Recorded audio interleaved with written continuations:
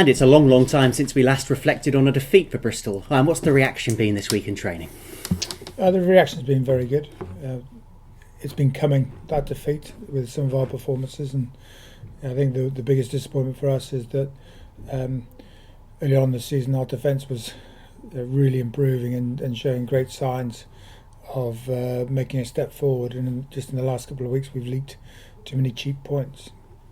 To concede 26 points in that middle period just before half-time and just after half-time is unacceptable, and it's something that we need to deal with. And I think the conversations that we've been had this week, the coaching that's gone on, the understanding from the players, it's been absolutely spot on, and we expect the reaction on Saturday and in the right way, in the way that we perform.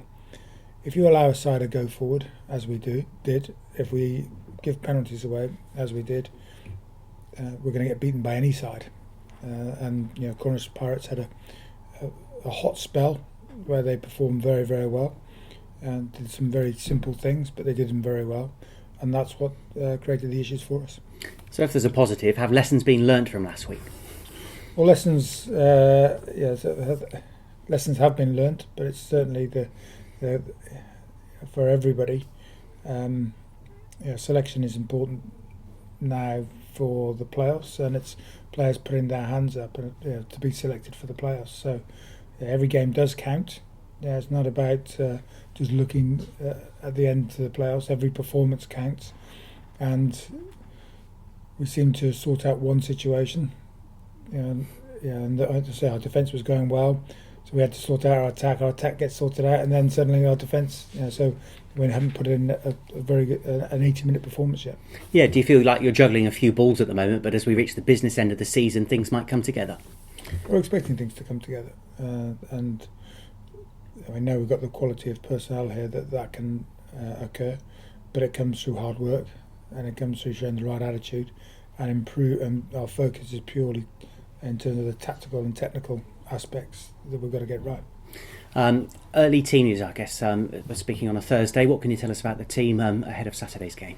We've got a number of injuries from and players that won't make it this week. Anthony Peronisi's calf has flared up a little bit, so he needs another couple of weeks to sort himself out.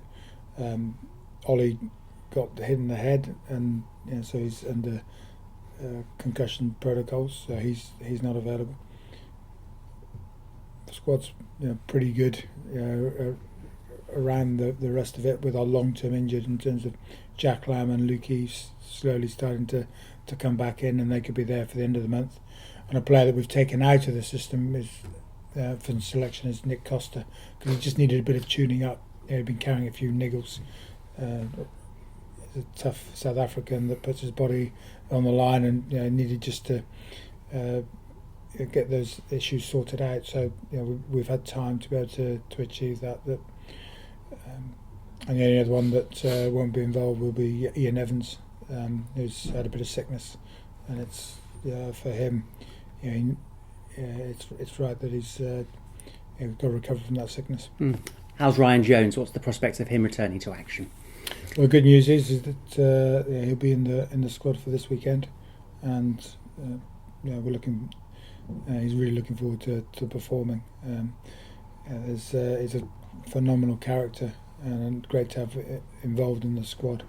And he's as frustrated as anyone that he hasn't been on the field, and he's looking forward to getting out there. But the big part for us is to make sure that he not just plays this week, is involved the following week, and can get some back-to-back rugby together. For Ryan, I think he wants to be playing consistently now, and sort of we can get some back-to-back games, and we can get that timing right for him in the lead up to the playoffs, so that he can play 2 or 3 games of another break, and then 2 or 3 games, so we can build him through to the final part of the season.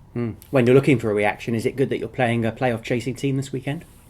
Yeah, we expect London Scottish to be in the playoffs. We've played them in the BNI Cup, so we've had quite a few games against them. We know each other pretty well. They're a developing squad who've I think been performing well this year.